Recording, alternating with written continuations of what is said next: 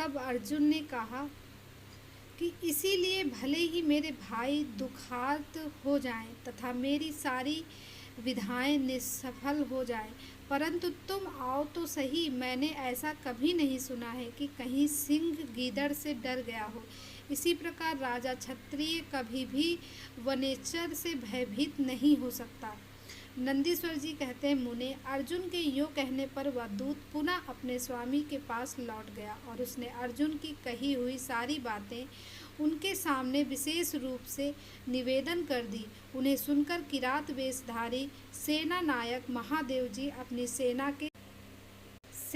के अर्जुन के सम्मुख आए। उन्हें आया हुआ देखकर अर्जुन ने शिव जी का ध्यान किया, फिर निकट जाकर उनके साथ अत्यंत भीषण संग्राम छेड़ दिया। इस प्रकार गणों सहित महादेव जी के साथ अर्जुन का घोर युद्ध हुआ। अंत में अर्जुन ने शिव जी के चरण कमल का ध्यान किया। उनका ध्यान करने से अर्जुन का बल बढ़ गया। तब वे शंकर जी के दोनों पैर पकड़कर उन्हें घुमाने लगे।